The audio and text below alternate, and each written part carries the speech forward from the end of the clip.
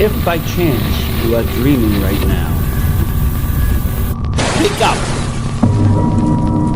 Welcome to Horror Nights!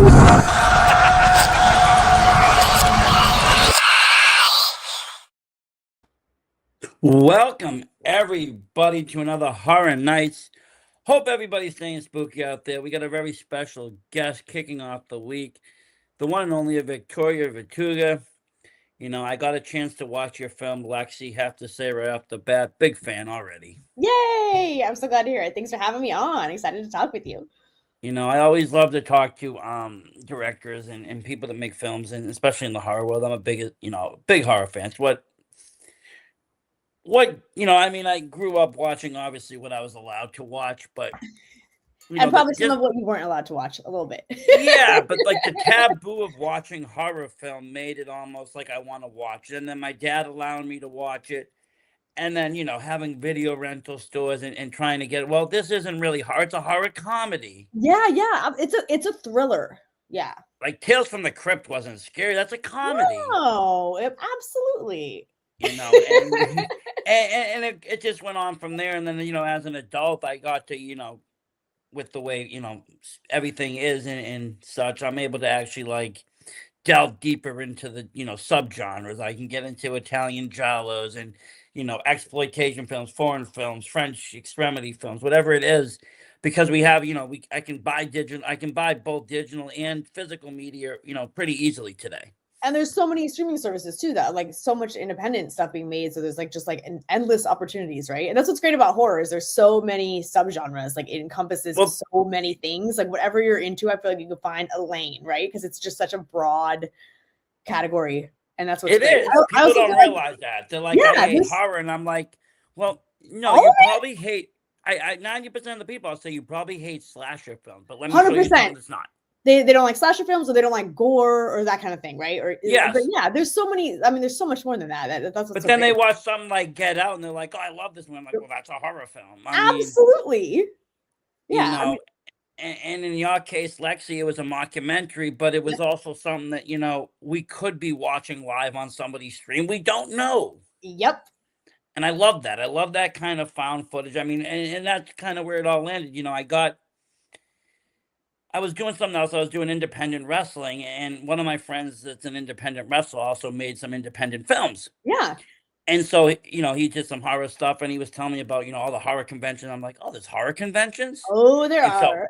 So I just went nuts last year. I went to so many cons, and I got, I'm going this year too. Even this weekend, I'm going out to Jersey. Nice. For Monster Mania. Very excited. And, but I got to meet people that were independent filmmakers, and that set me on a journey of, wow, there's a whole underbelly, and even more intriguing. Without the Hollywood producers, people are allowed to tell their stories unedited, unfiltered. Totally. One of my first interviews was with Fred Vogel. He did the August Underground series. Yep.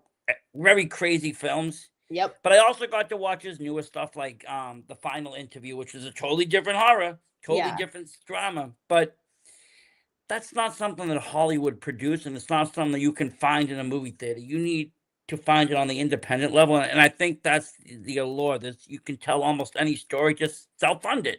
Absolutely. Yeah. I think it allows for a lot more creativity too, which is one of the things I like. I think people take more risks that way, right? Because they're not beholden to anybody. They don't have to answer to anybody. So you see a lot more of people like really leaning into their vision and using their voice and being creative and taking risks. And I think that's what's really cool. You can definitely find some really great gems in that. And even if like you don't enjoy the entirety of something, I feel like it's really cool to see like there'll be bits and pieces that you can glean from it, right? Things that like really worked and things that were really cool that maybe you haven't seen elsewhere. And that's exactly. And it's also a good place where people can put out these art house films that, while they might not be something that everybody's into or the mass market wants to see because it's not marketable, it's somebody's story or something that they want to share, a vision or something. And there's nothing wrong with that. Not everything has to be, made for the fact of, I feel like in Hollywood, you get these movies, they're great, but if the movie's bad, it doesn't really matter because they got already the figures being sold. The character, the killer themselves is already merchandise. Yes. The characters are bigger than the plot at that point.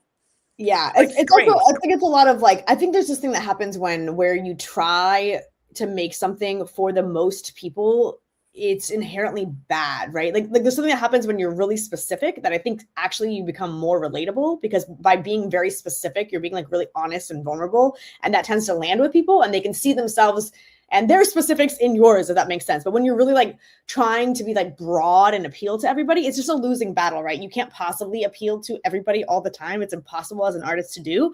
So I think that that's a losing game. I think you're No, setting. yeah, you got a bigger demo, so the bigger the demo, the more people to kind of be like blah. And plus the expectation factor. When you see a Yeah. budget of $1 million, it's like, okay, this Yes. better be good, or whatever. But Yes. if it's an indie film, you can always, well, I'm working with, such and such budget. It is what it is. Yeah, Sorry. exactly. And sometimes I think that's actually cool as a filmmaker, because I think sometimes limitations can be a gift because you can lean into them. And that was kind of the deal with Lexi. Like, it was such a minimalist film and I'd never really done anything that way. And because we had this like very small box to play in, it was kind of a fun creative challenge to be like, okay, what can we do within these limited parameters? How can we be creative? How can we use our limits to our advantage, right? And like lean into it.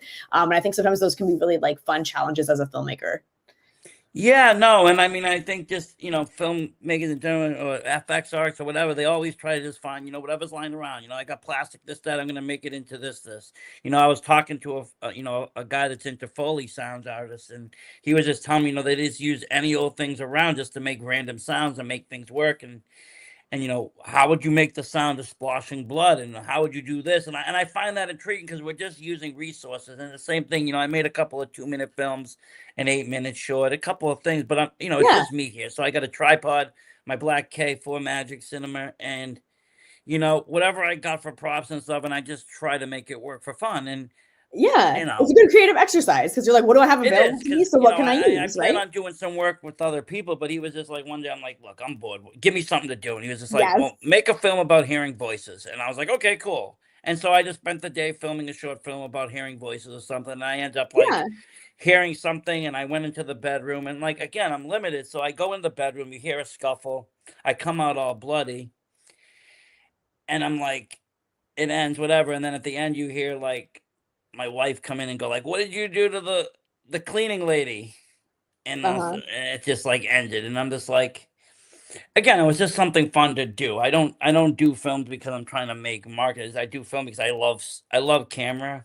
I Yeah. love film. I love the idea of it. I love the colors. I love changing colors. I love the way that you could take any film and just change the color grade, and it will be almost a totally different Totally changes film. the feel of it. Absolutely. There's the whole science behind that, on colors and like the emotional the way they resonate with us emotionally and how that affects the way that we view things. And that's why like I love there's an Instagram, I can't think of the name of it right now, but where it talks about that, like just it goes over the color palettes of all the various movies and like the tones and what that means. And like, you'll see obviously common themes, yellow means this and reds mean this and whatever, but it's really cool, that color theory, and that can have a huge impact. Same with music, right? That you change a few things, you tweak a few things, and it completely changes the way that we Oh respond. yeah, you can change just a couple of beats, and it'll become a whole different genre, same song.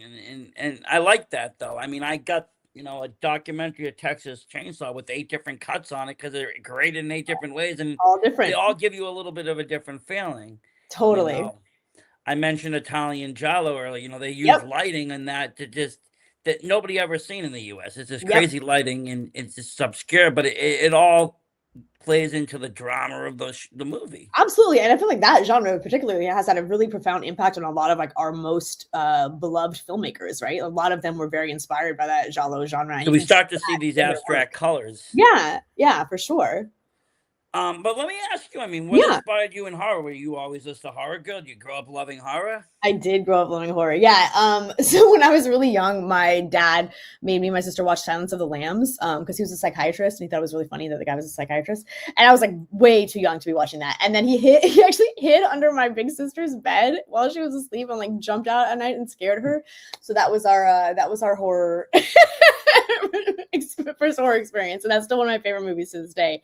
But yeah, I've just always loved it. I love the, like, again, there's just so many things that there's so much horror encompasses so much stuff, right? But I just love, again, I feel like for a genre, you see more risk taking being done in horror than like many other spaces. So just as a watcher and lover of it, I think that's always so cool.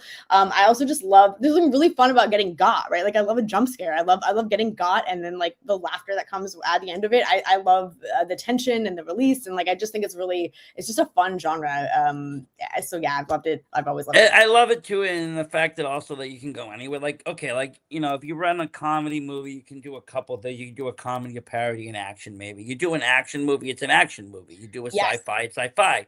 But you could do a horror sci-fi. You could do a horror comedy. You could do a horror Yes. action film. You could do a horror other Anything. genre. Yes. I've seen horror western. 100%. Literally everything. And I feel like it's less predictable, right? Like if you're watching an action movie, like it kind of becomes a little bit formulaic. Like we know what we're getting, and that can be fine. That can be, you know, like comfort food for people, and that can be whatever. But like with horror, I feel like it's less that way, right? Like there's so many ways you can go, and there's so many subgenres and so many things that it's like it can like I feel like it surprises you more than most genres. It right? does, and then like I jump into the foreign film, and then you just end up with like, you don't know what's going to happen. You get bleak endings like Happy Games where you're like, oh, okay, here we go.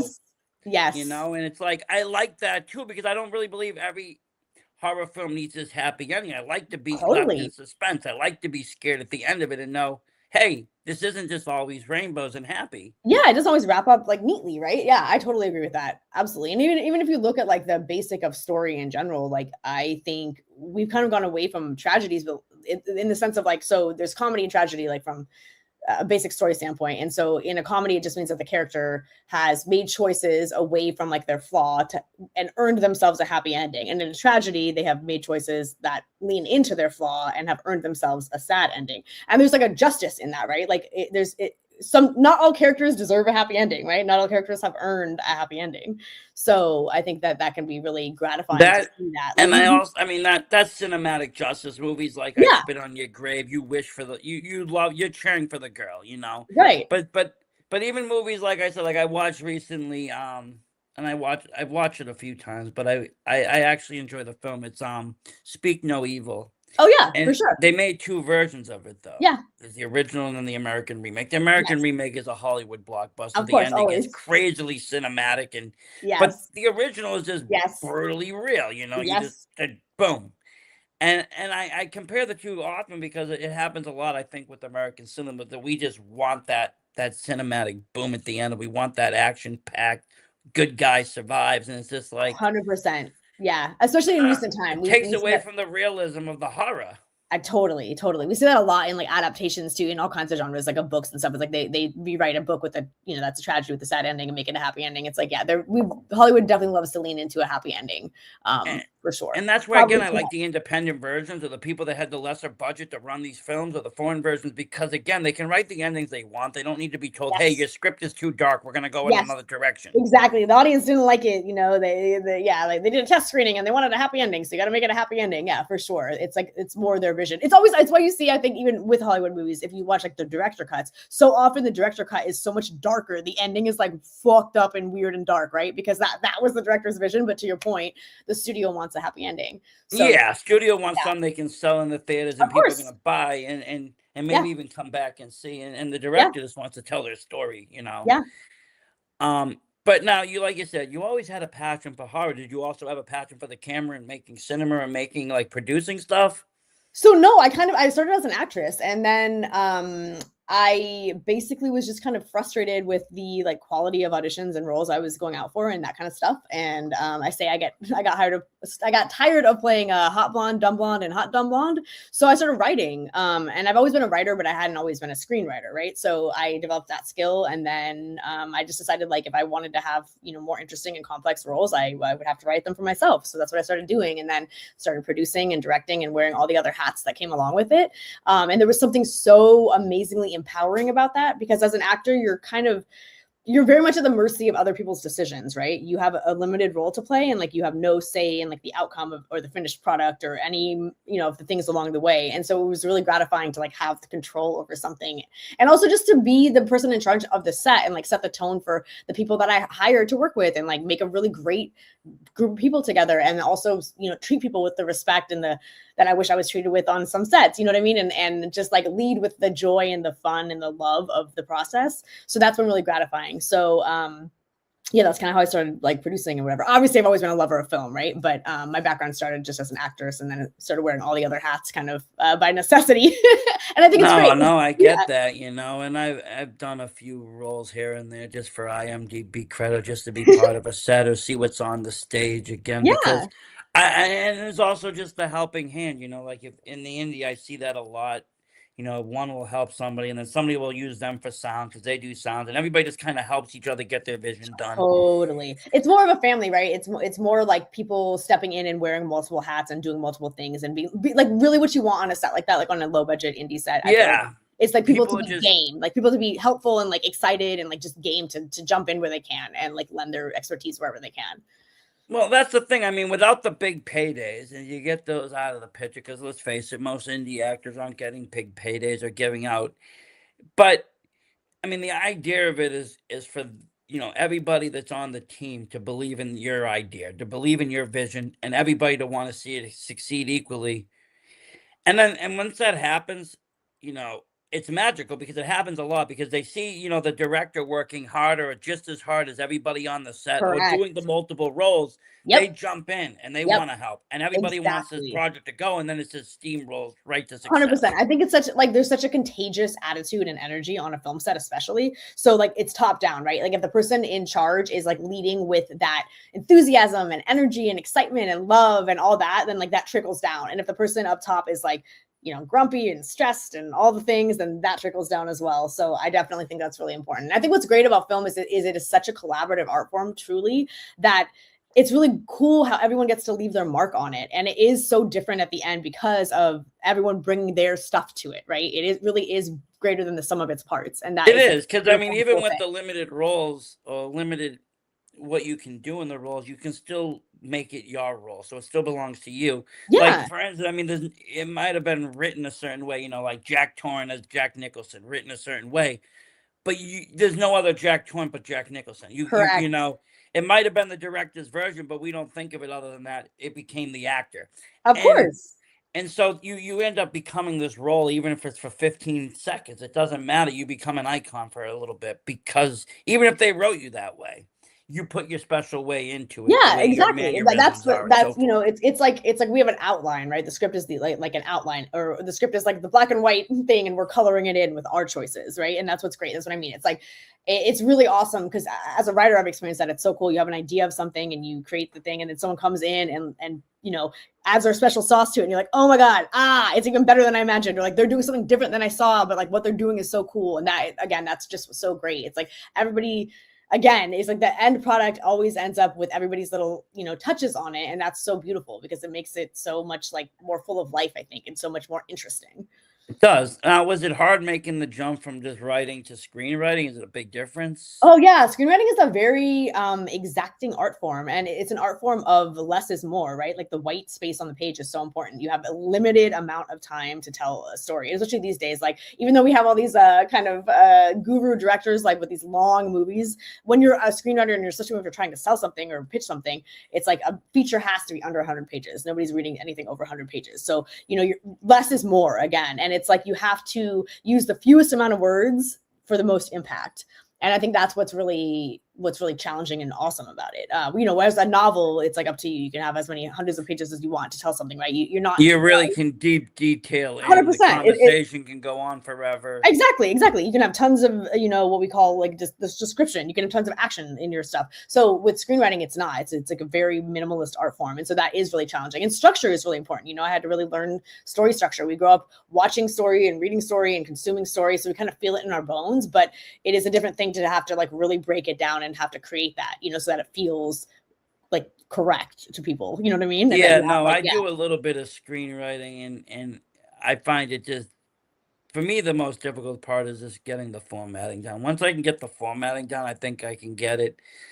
Most of my stuff, though, has to be edited anyways. I mean, my trailers end up becoming short films. My shorts become features. Everything gets cut completely. I'm one of those people as I'll shoot, I'll shoot enough for a 3-hour feature, but it will be like 10 minutes long because Oh at the end of yeah. the day, I'll either repurpose that. I might have stuff that I want to cut in or edit, or I just didn't know. I overcompensate just because I don't want to undercompensate. Right, for sure. I mean, that's just filmmaking in general too, right? It's like that's how it's like so many days, like every day of filming, you're getting like all this footage that's going to be cut into like 1 minute or 2 minutes or whatever. So yeah, Oh yeah, I mean, I remember going to some of these cons and listening to people talking. They're like, "Yeah, we filmed this scene for 9 or 10 hours," and I'm just like, "That scene was 2 minutes in the movie." correct. I know it's so funny because people always want to be in like my projects, and so sometimes I'll throw like a friend or family member that isn't an actor and stuff in there for like a small cameo thing, and they're always like, "Oh my god, like this takes so long, it takes forever." And I was like, "Yeah, so welcome to filmmaking. It takes forever, right?" They're like, "This is like 30 seconds, and I was here for 6 hours." And I'm like, "Yep, that's how it goes." Well, we needed all the different shots and everything. Yeah, And yeah. You got, lighting setups take time. You're like making sure the sound is clean. Yeah, getting all the different shots that you need and the different angles and the different, cuts and all the things. So yeah, it's not like Hollywood, which got like 6 or 7 cameras rolling. camera's running Sometimes out of just one time. Yeah, I camera. wish. So Yeah. you're going one at a time, and you're changing your shots. You're Yep. changing your Yeah. Yep. Got to lenses. turn it around, and yep. Yeah, it takes a long time. So people, I think that is always one of the things that people outside of the industry are the most like shocked by, just how long things take. Right. And I think I learned that just doing a short film on my own, just because, like I said, just trying to get the different shots, making it work, Yep. going through the times it doesn't work, Yep. then my own mistakes, then the final product, then going back and doing a few things over. Always. Yep. Reshoots. Yeah. And then trying to keep the continuality. I had like the clothes that I was wearing just set aside, so I know that I'm wearing that during this day and this during that. So Oh everything, yeah, continuity is a nightmare. That's why they have script supervisors on sets, right? To track all that shit because it's but like so even much Hollywood screws it up. You'll all see the it all time. the time. Every single project has continuity errors because we can't possibly keep track of all the things, right? It's yeah, totally. But it's also amazing. I think when you start filmmaking, you realize too, like how forgiving an audience can be in the sense of like you can get away with a lot of mistakes, right? If your story, like if we're most Story's good. invested They in don't care what they're wearing, correct, basically. correct. Like no, exactly. Like you can be forgiven for many sins if like the important things are good, right? But yeah, so I mean, like you said, you started writing your own, which I guess is great because you're writing even as your own character. You know your strengths and flaws. Yes, absolutely. And I know what I find fun and challenging, and I get to do whatever I want, right? Like I get to lean into those things, and so that's been really satisfying. Really, really fun to get to like again play more complicated, messy, interesting characters. So was Lexi the first film you wrote? So I had done other things. It was the first feature I wrote. Yeah. At least the first feature that I shot. So yeah, I had done like shorts and web series and a couple pilots that we'd written and produced. But yeah, that was the first feature. And we actually had another project, Cole was in this other feature that was ready to go. And then COVID, the lockdown happened. So obviously, everything was halted, the industry shut down, we couldn't film. So I don't sit still well. And I was like, I still want to like do something during this weird time. So yeah.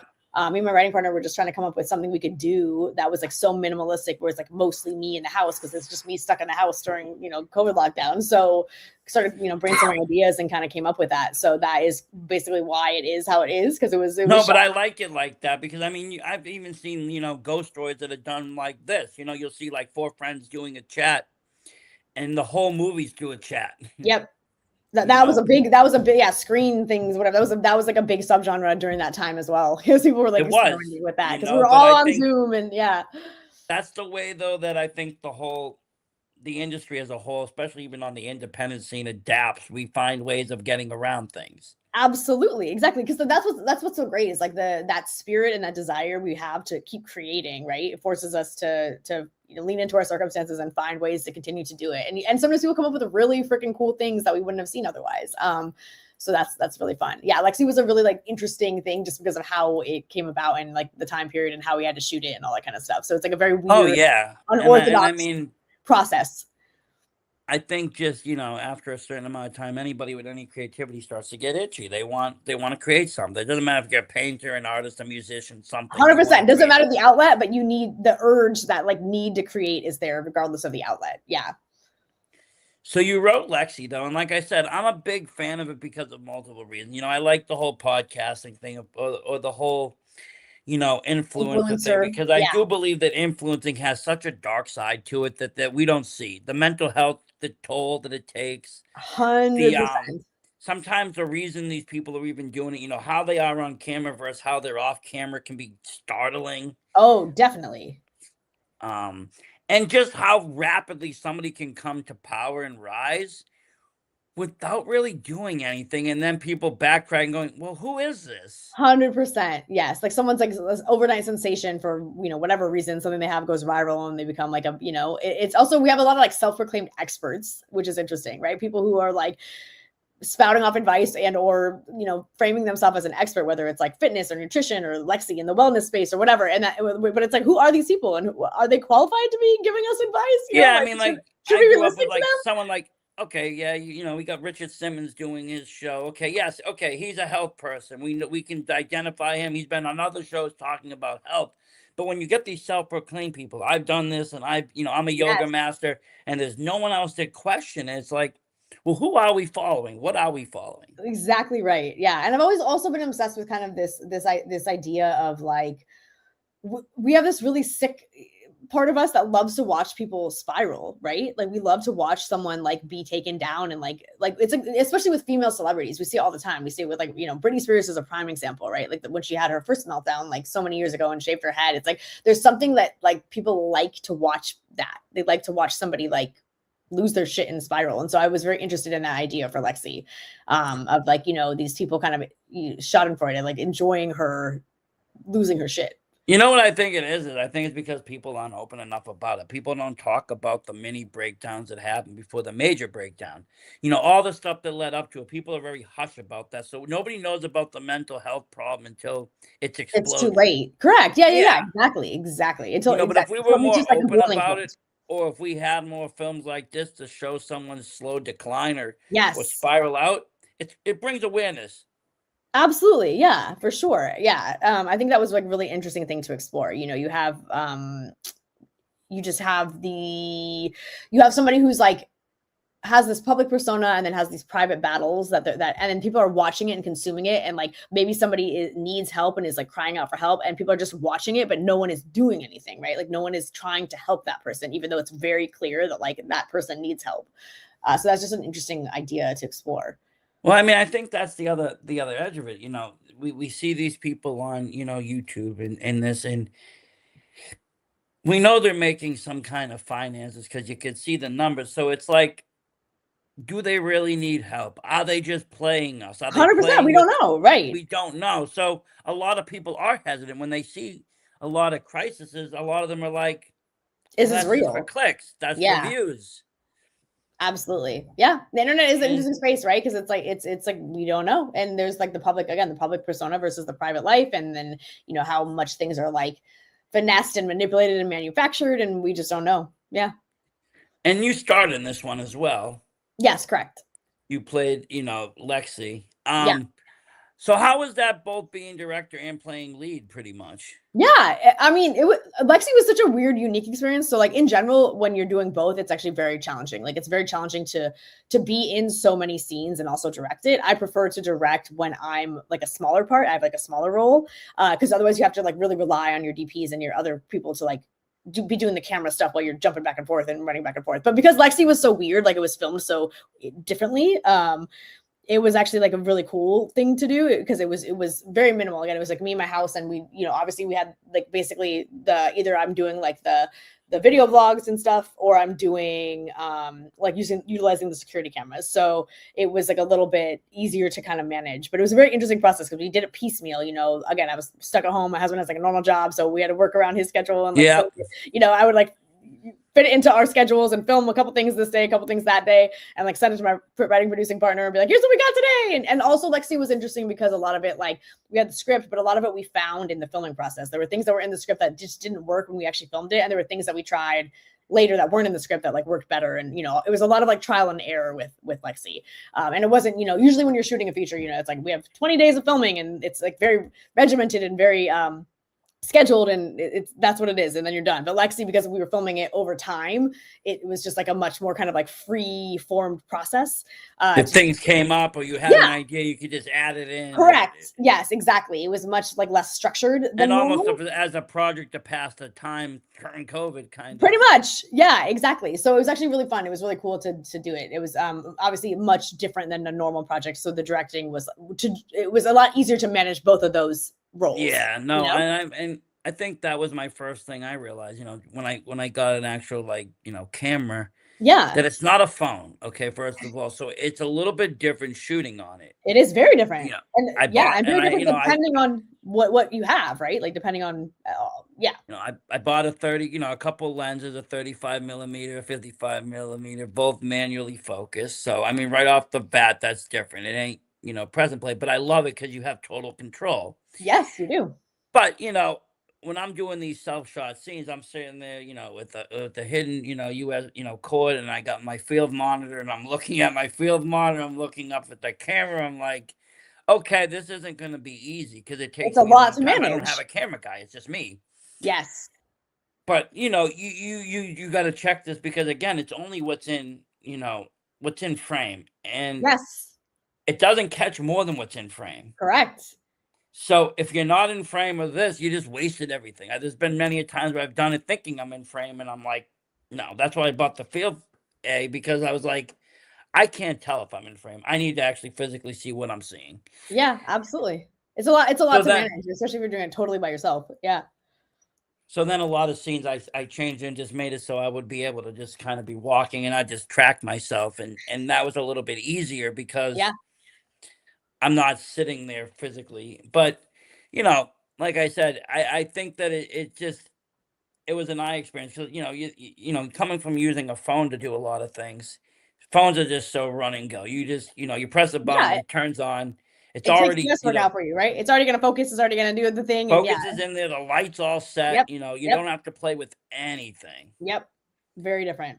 And then I shooting on that. And then, like I said, the fun part begins. I shoot everything in log, and then I just bring it into DaVinci and just sit there for hours playing with colors, contrast, dark, light, changing everything. Yeah. And then I spend another, day because I also enjoy putting sounds and sounding stuff. So I, like I said, I'm wearing multiple hats, but I'm just learning. It might be just I think wearing multiple hats, it's a great way to learn, because whatever you do, like whatever piece you end up doing, like for me as an actor, like when I started writing, it made me a better actress. When I started directing, it made me a better writer.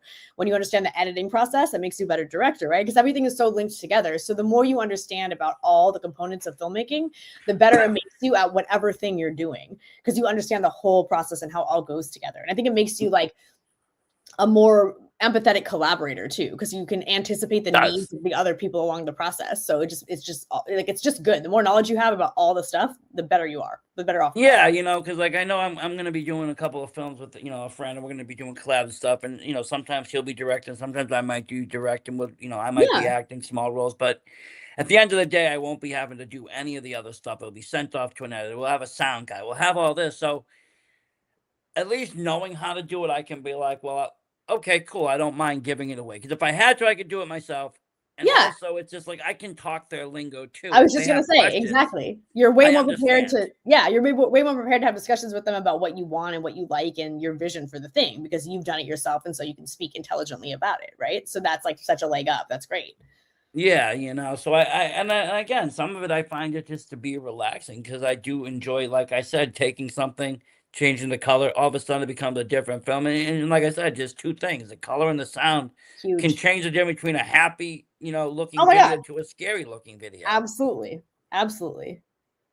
Let me ask you: was this being your first feature?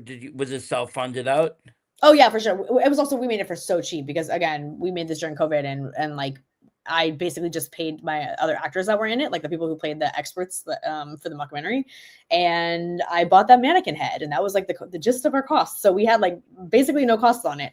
Oh, that's nice. Yeah, so yeah, that's why it was a great like experiment. It gave us a lot of freedom, and then we also were able to kind of use it as a guinea pig project to self-distribute this, so that way we could understand the self-distribution process and understand the distribution process in general, and kind of be set up for the future, for future projects, to be way more informed, because it had such a low bar. We didn't have an investor attached. We didn't have anybody to answer to. We didn't No have any. self fund, Yeah, so it no was fan just, fund. it was like we were like free to do what we needed, and it like took the pressure off, right? Which is great, because it has been, you know, it's found its niche in the found footage fan group and stuff, and like it's been really cool to see that. But it was because it was such like a unique process and such an interesting film in a weird time, like I didn't have like the expectations attached to it, and I don't feel like so precious about it, if that makes sense. Like it's such a weird thing that I'm like, yeah, oh my god, it's so awesome to me that it resonates with people, that they like it. You know, I don't feel, usually as an artist, when you create something, I feel like there's so much, it's so vulnerable, and like you feel so sensitive, and for some reason with this, because of the circumstances around it, I felt less of that, and that's awesome. Like I wish I could replicate that for everything, you know, where you just like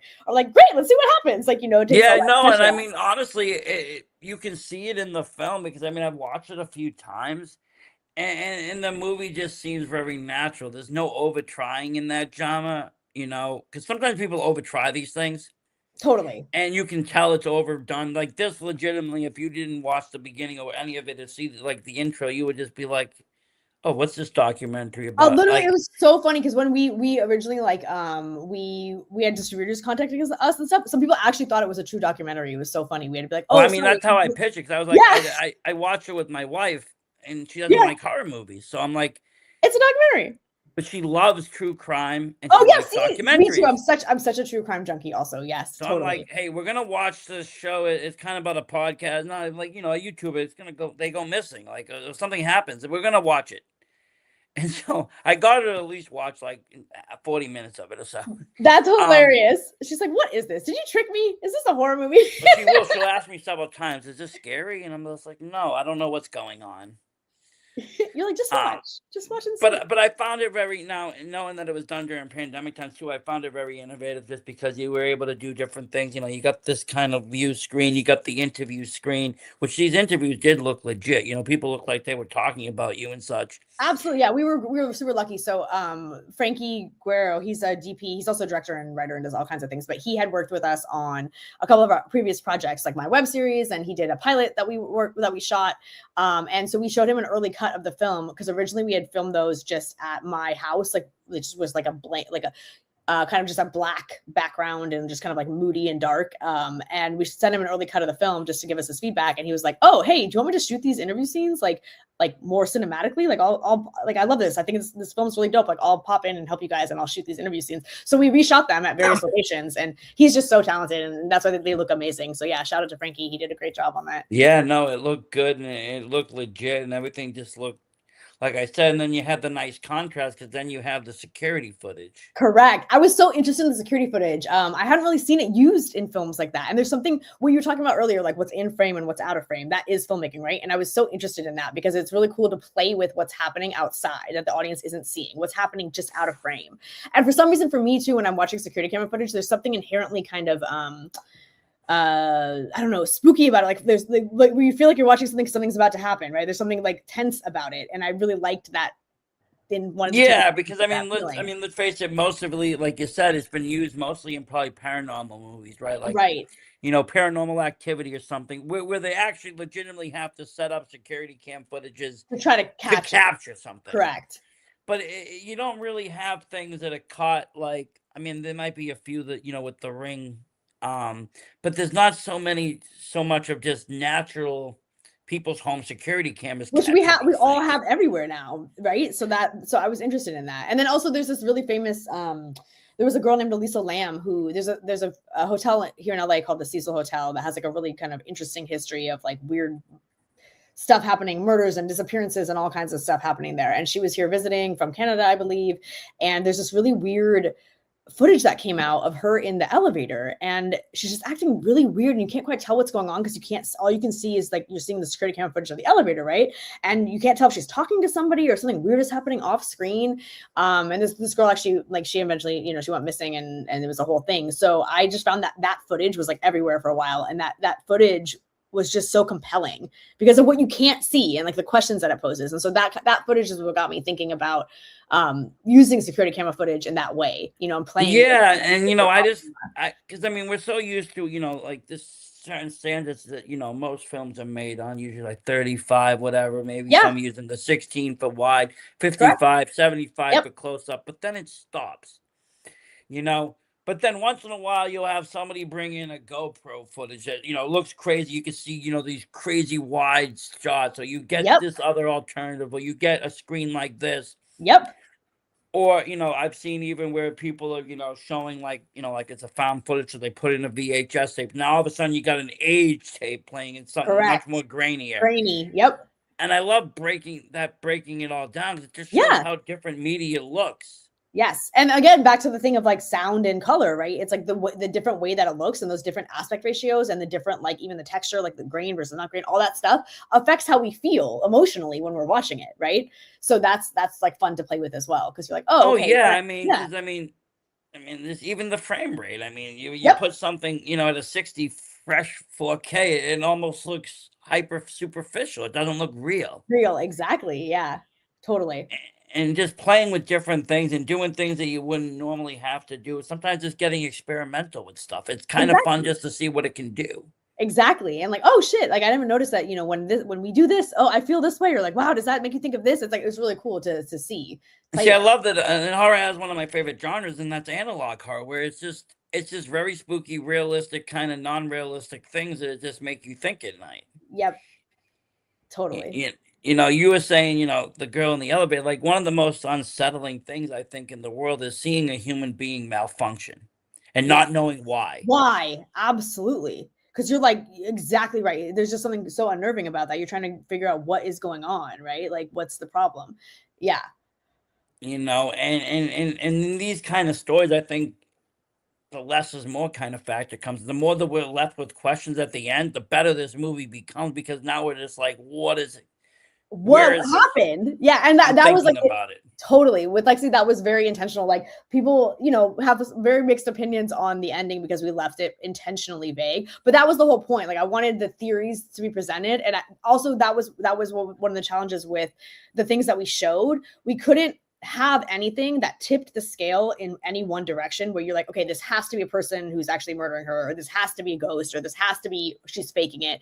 We couldn't show you anything that would make you feel definitively one way or the other. It had to be explainable by like all those things, right?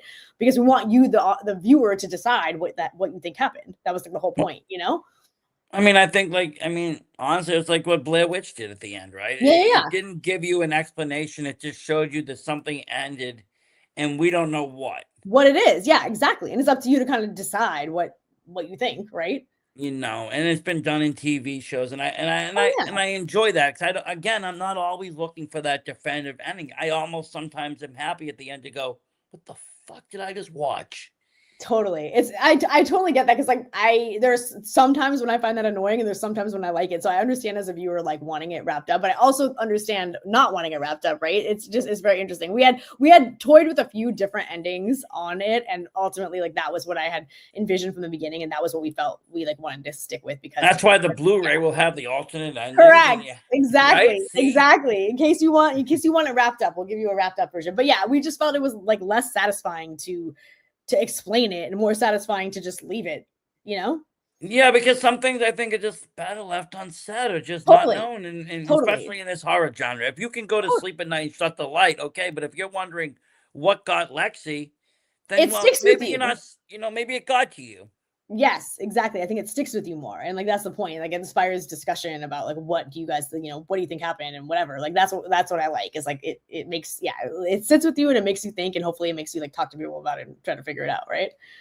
No, and like I said, it was done really good. And I know some people aren't a fan of the genre just because, not just It's that a very genre just polarizing genre. People love it or they like won't touch it with the 10-foot pole, right? It's people have very, very mixed feelings on the genre well, as a because whole. you're doing something that's really realistic in a way that a lot of people won't, that are afraid, I think, to touch, and that's the mental health aspect. Yep. Because there is that stigma attached to it and everything, I think that it becomes almost it just becomes something that becomes, we know it's there. We know that everybody suffers from it. So to Yeah, not talk about it's just like, well, I don't know. I'm just one, like, if you're feeling anxious, say you're anxious. If you're feeling depressed, just say it. Because totally. at the end of the day, especially during COVID, after COVID, the world became much more isolated. Absolutely. And And also people like have less people to talk to. correct. Even professionals have dried up. There's less therapists, there's less people. A lot of doctors in that field are also only doing telecom still. So Yep. you've lost that human interaction. Totally, which so many people are really desperate for, right? And I feel like there's something really important about that. So And also, but like like there's this thing that happens when you don't talk about something, it becomes bigger. Like you're giving it more power, right? There's something that's powerful to just name something and be like, this is what it is. This is anxiety, this is depression, this is whatever, and it like takes the power away from it. You know what I mean? well, It just yeah, because all of a sudden now you're not alone. There's 1,000,000,000 people with anxiety, and you're all joined together. Okay, great. You can totally, fight it now. Now you're not fighting an alone battle. totally, And that's exactly, why I always will tell anybody, just find a friend. It doesn't matter who. Just find someone that you trust enough to say, hey, I'm feeling anxious. I'm feeling depressed. I'm feeling sad. I'm feeling happy, whatever it is. And just totally. kind of, mutually do that, just because we don't have that human interaction like we used to. Yep. People aren't showing up at people's houses on the weekends. People aren't doing these things. Cookouts are scarce. Like, it's not like it was before, growing up, especially where families would just have gatherings and stuff. Like, 100%. everyone's There was much busy. more of a sense of community, right? Because we were Yeah. again, to your point, we would gather publicly and do things, and now, yeah, people are much more in their own worlds, like much more time on their phone with screens, whatever, not with people, not engaging socially, not But even that takes your toll on your mental health. So, I mean, hugely. so not only, like, in this case, like, not only is Lexi's mental health being affected by A, having to perform, B, Yep, negativity, but yep, also the viewers are getting drained as well. yes, absolutely. It's like a cycle. It's like feeds itself, you know. But one of my favorite parts was when she uses the character to come on, and it's like, she's not going to come on today because you said some mean things. It's just like, it's so real because, sometimes, I don't look at the comments a lot, but, sometimes you'll see things that's just like, okay. But People are wild if on the you're, internet, right? They will say they are. all kinds of things. Like people are But crazy. unfortunately, if you're in a vulnerable state already or something else, they'll hit you sometimes. And you're just like, Totally. most of the time you can brush it, but sometimes it just hit you and it's just like, Absolutely, absolutely. And there's because people are like they feel emboldened because they're like protected, right? They're like behind a screen. They're not having to face it. Like very few people would come up to you like a stranger, be like, "Hey, you suck. I don't like this" or whatever, right? That's like so weird, and no one would do that. But we no, behave they that way. wouldn't. But we behave that way all the time on the internet. People are just crazy the things that they'll say. So yeah, absolutely. That's the more you put yourself out there, the more of that you get. And so you have to kind of like figure out how to deal But with it. then again, you just stay in your own world, and that's Yeah, kind of where the horror goes into. I do find horror to be a great outlet for all these things, though, anxiety, depression, everything, because at the end of the day, I mean, real life horror is scary, but when you watch controlled horror, I find it to be almost relaxing. it is. It is. It's like cathartic in a way, right? Definitely, definitely. And I think that to your point, like we're talking about horror, having so much going for it, so many different genres and whatever. And I was talking about the risks and stuff. I think the risk taking applies not only to like the filmmaking choices, but also to the subject matter. Because I feel like you see horror tackle things like mental illness, and you see it explore things that maybe other genres of film don't. Right? It's like it's experimental in that way too, and it's like yeah, allows itself to go places that other things won't go to. Yeah, I mean, what was one of the movies I was watching? What was it? Something Logan. I'm gonna forget the name of it. I'm really Yeah. bad sometimes with names. Oh my But god, me too. basically, you didn't know if the woman was facing dementia or facing a possession. Oh, crazy. That's interesting. And well, now it's gonna bother me. I think it's Logan.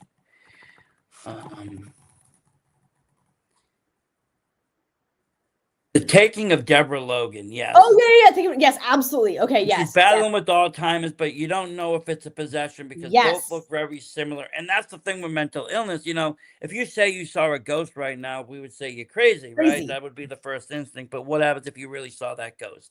Exactly, exactly. Yes, And so then you almost have a fight within yourself. You're fighting for the truth. You're fighting everything. There's so many inner battles and outer battles inside the story that it becomes so realistic because we've all been put in that place where we've seen or we know something or yeah, we didn't do it, yeah, but everybody says we did or they saw it or that we correct. getting blamed. We've all been in that predicament. Absolutely. And I feel like that's such a base human fear to like not be believed, right?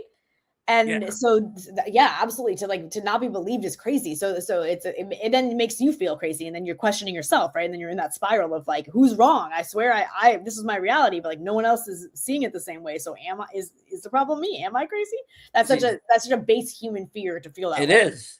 I love it though because like I'm in this area. I've watched a lot of horror. I'm not, I don't do my own, but I've watched so much that I'm almost like desensitized to a lot of the gore and the that kind of Totally. stuff.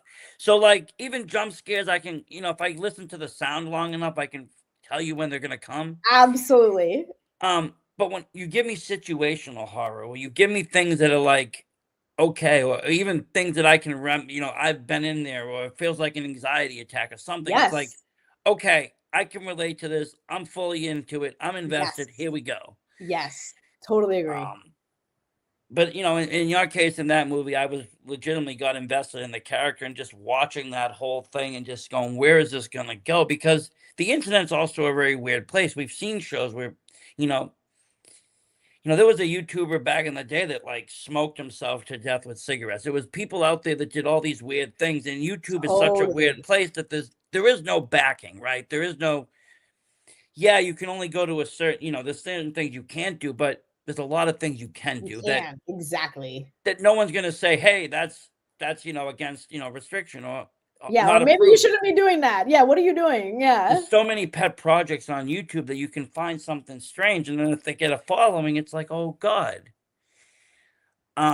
So it plays into that, and I love that whole thing because the internet to me is one of the scariest places as well. YouTube, even because there's so many creepy videos out there and such, Oh my god, totally agree. Totally agree. And yeah, to your and you point, don't yeah, know what's everyone real, what's cinematic nowadays. exactly, exactly. And that's why I think like I do lean towards the analog horror series because a lot of them are so realistic. Yeah, you like that Um, really grounded. Yeah, totally. you know, um, but yeah, and then you went off to make another feature though, right? Yeah. So then, yeah, shortly after that, we did the one that we were like set to make earlier, Cold Blows the Wind. So we shot that in 2023. Is that right? Yeah. So yeah, that was awesome. That was like 19 days of filming. We actually worked with Jamie Bernadette, who's been in like tons of horror stuff and was so great to work with. And that was a much more like normal process, of filming compared to like say just with a set schedule and I days of filming. unfortunately have not got to seen that No one yet. worries. So Yeah. much. But what would you say a good synopsis if you had Oh to sell geez. it to me? So yeah, there's a couple that they basically drive drunk and they hit a body and they take it to the woods to bury it, and then things go crazy from there. Oh, see, I love those kind of movies. I'll be honest. Anything with the forest, road, couples, Yes, yes, I'm kind of suckered because I feel like there's such good interplay. And you've yes, seen a lot of movies with couples that go into woods, but when you get their dynamics together and then they're scared yes. and they're both scared and they're both lost. Like there's a really cheesy movie. It's called Dead End. It came out years ago. Yeah, Um, but it's basically a car crash, Christmas Eve, yeah. and then the family's just driving on this road forever, and bodies keep coming and getting taken, and you realize at the end that they died in that initial crash. But Yes, just watching the family handle their affairs differently and interact, and that is interesting in itself. Just watching the dynamics. So when you get like just two people, it's so isolating and so tight. I And love now it. they're on this and they're dealing with this struggle Yes, and and it's the the middle stress of the of night that. and Yeah, like how is that stress impacting the relationship between the two of them, right? Like, can they survive that added stress or not? Or like what dynamics are at play? What does it exacerbate by being in this extreme I like tense that. situation? I did too. It was really fun, really, really fun to explore. Yeah. And then you put the drunk driving aspect, which is always, a fair in general because it happens. And some people don't, it happens without thinking about it. People don't, Yep. they don't know their limit. And unfortunately, we still live in that world. Yep. Yeah. But I do look forward to watching that one. Yeah. Like I said, it's on my list. It's sitting there. Awesome. I know. Don't Um, trust me. I get it. We have my list is so I've been so like out of touch this year with so many movies. I'm, oh my god, I have so many to watch. Like I do not have time. I don't get through. and now con season's coming up, so the weekends are shot. I'm just like, Yeah, you're like, no, I don't have time to watch all the movies. I know it's so true. The struggle I is was real. averaging 6 a day at one point. Oh my god, that's crazy. That's wild. Good for you. I Yeah, wake up at 5, like, cause I wake up early. I would watch a couple films before the kid gets up, and then yeah, in the afternoon, a few films, and at night before bed, I usually watch. And if they're good films, I'll end up like staying up and watching another. Some of them I go yeah, to sleep to because horror sometimes is relaxing. I'll be honest with you. yeah. Fair. Totally. Um, do you have anything else in the works coming up? Have you been writing? Yeah, so but a few projects in the mix. We'll see. We'll see. It's kind of a weird time for the industry. So honestly, I've just kind of been waiting to see like how things will settle because the dynamics in terms of like the pay and all of it is kind of crazy right now. So yes, there are definitely scripts we have in the works. And definitely we'll have something soon. But we'll see which one pops up next. Everything's kind of in the development phase and we're kind of seeing how things shake out. But yeah, for sure. Now you did. I was going to say now you were talking earlier because we got a couple minutes. You were talking about distribution. Now both these films are distributed to be. Yep. Um, Yeah, to be how Amazon, is all the that? usual How is that places. process? Yeah, so with Lexi, like I mentioned, we self-distributed. So we went through what's called an aggregator. So basically, you basically put your film up with them, and then they send it out everywhere. So it's not like a classic distribution. It's you're like in charge of it, kind of. But you're making it available to the platforms. And then for Coppola's one, we did a traditional distribution model with an actual distributor. So they kind of all end up the same place. It's just a matter of in this day and age, most of them are getting them on all the same platforms, right? So it's really just about finding a company that you feel like is honest, is going to pay you, which is harder than it seems because a lot of these companies are very shady and don't pay their filmmakers, or if they're doing marketing and going above and beyond and that kind of thing. With Lexi, we had like a bunch of distribution offers, but we wanted to do that self-distribution so we could actually see the numbers and like see what it was doing and how it was. Especially, I mean, it had such, like you said, such little budget and it could have Correct. such marketability. Why blow it on a distribution deal? Correct. So it was a really unique opportunity, to really like do that without any like risk to us. So that we could learn that process and kind of be better informed for like what the money was looking like. Unfortunately, in this business, like things change so fast that like by the time you're ready for the next one, the landscape looks totally different. Because for example, there was only like a year or something between Lexi and Cold The Wind, but the industry had drastically shifted even in that time because Amazon and Netflix started having paid ad tiers, and all these other like major streaming services started having paid ad tiers. So that affected kind of the value of the ads on the free streaming services like your Tubies. And so the ads were basically cheaper. So we as filmmakers get paid less on those platforms now. So the dynamic had drastically shifted, just in that short amount of time. And there's always these buyouts and mergers. Correct. Correct. And then that could totally change it. So like, when Fox bought Tubi, they started pushing more of them. Tubi originally was like just indie stuff galore, right? Yeah. Then Fox bought it and then they started having all these big titles on it and they started pushing the big titles. So the indie stuff got more lost in the algorithm as well. So it's harder to make money that way too on Tubi because they're pushing more. But it is cool because like, I mean, I've noticed that I watch a lot of the indie stuff and then I'll see recommends or what's next. Correct. And they'll show me a big film. Right. And I'm like, well, that's cool for the indie person because now they're next to this big film. But not because it's only pushing big films, and what it should be doing is pushing other indies like the one you just watched. Oh, I get those too. Yeah. It's not really beneficial for filmmakers in the way that you think it would be. It's actually not beneficial to have it because it's more kind of like a cool mock-out point. Hey, I'm next to The Shining. Yeah. Sure. Yeah, I mean that's cool for sure, but it really kind of changed the way that we are pushed out and like reduced it. So it hasn't really been super great for us. But then you have all these new platforms that open. I mean, there's footage platforms Oh that my God, open there's up. so many. There's so many popping up. So you never know which is going to be the next thing, right? So and you also like things go away all the time, right? Like Amazon used to be great for indie filmmakers, and then now it's really really hard to get your stuff up there. Things are just constantly changing and shifting, and the platforms that are very indie friendly eventually get bought out and go a different way, and then there's a new one coming up. So who knows? The point being, like, you have to really like stay on your toes and really just be as lean as possible, I think, so that you're set up to hopefully make money on things. But it See, is that's hard. why I like physical distribution. Okay, I can buy a Blu-ray, it can sit there. I don't have to worry about who's streaming it, where's it going. Bingo. I love that. And honestly, that's been crazy for both of my projects. Like we did a physical media for Lexi. We even did a limited edition VHS because there's like a big like market or There like is? yeah, and people love that and it's really cool. So I'm all for physical media too. And for filmmakers too, like that's I think the best way for us to, you can make way better money, right? Because when you're on Tubi, like the math is crazy right now. We just looked this up, but it's basically like it's like you need like 1 million views gets you like $3,000. You could make that almost on YouTube if you're done right. So like you're not like 1 million people watching your movie is not like it's wild. You could do the math on Yeah, that. but you think about if you had 1 million people buying That's what I tickets in a mean. movie theater.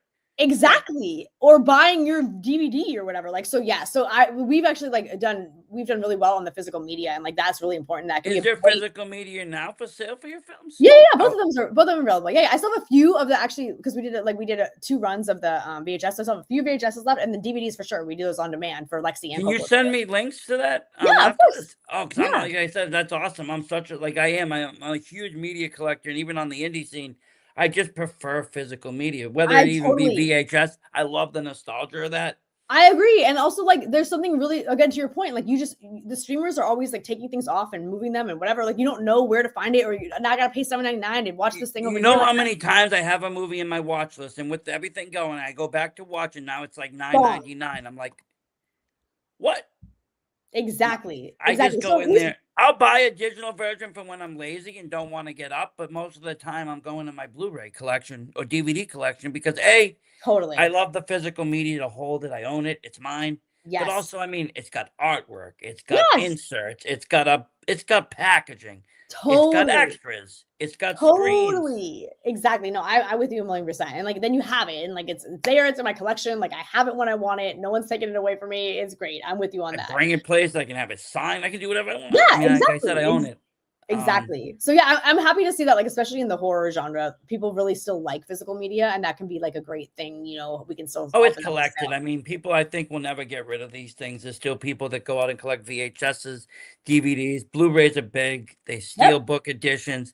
Every now and a 4K release gets remade and all Totally. these new extras, and we get alternate versions of films and working versions and all this crazy stuff that we can't see that now we can see. And it's great to watch because We we love it. learn a lot about these films that we grew up watching. Exactly. I think that's what they're like figuring out. And I hope more studios, even for big stuff, will continue to like do that because yeah, we're film nerds, right? Like we love that shit. We love to watch that. So I think like, especially if you're going to buy a physical copy of something, you want all the extras. You want everything they can give you because we love it. So yeah, that's what's really great. It's like it's much more, it feels much more personal, right? It's like a different experience than just like watching it on streaming because you have more connection, more stuff to it. Yeah, because you're opening it, you're looking at it. Like I said, Yes. some of them have exclusive books or inserts, lobby cards, different things. You buy these extra versions, and I love all that. Some of them I've bought with scripts. It's like it's great.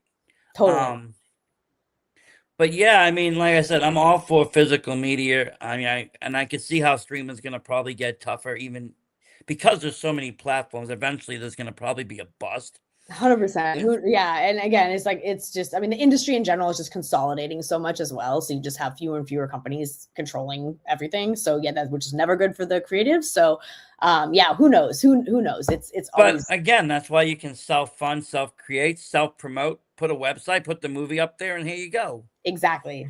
I mean, there's still indie people doing premieres. There's still indie people out Totally. there doing film festivals There's even a and, resurgence and of all people that. like kind of doing like basically like touring with their films, right? Like taking it to Yeah. theaters and doing screenings across the country and stuff and making, money that way and building your fan base that way. So yeah, you're seeing like a lot of people kind of because we have to be creative if you want to make money at this. You have to figure out of the box ways to do it. And so you kind of see a return to kind of some of the old things as far as like returning to physical media, returning to the theater experience, and returning to these things. And well, let's face it. I mean, if we're horror fans, we're horror fans. So we're gonna buy T-shirts. We're gonna buy correct, stuff. We're gonna buy all this stuff. correct, exactly.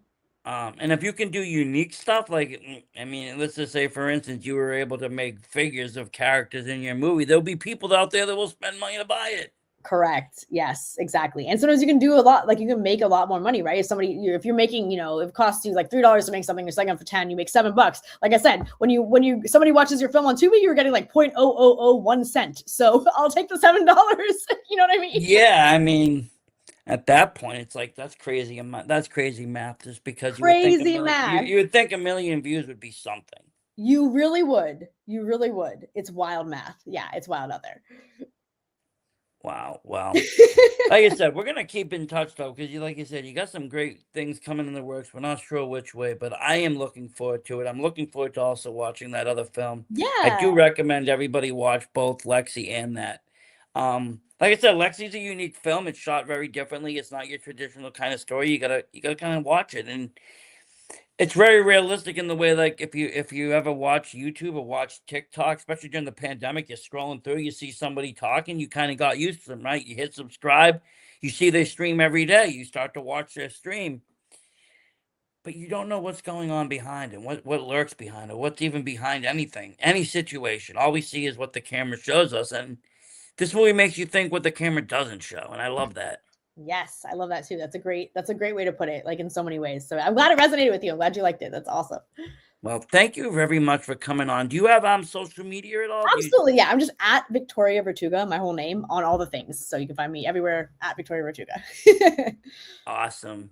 Thank you very much for coming on. This has been great. So fun. Thanks for having me. Please send me the links. I will definitely grab physical merchandise. Media. I love it. I will for sure. Thank you. And thank you everybody at home for watching. As always, stay spooky. We're out of here.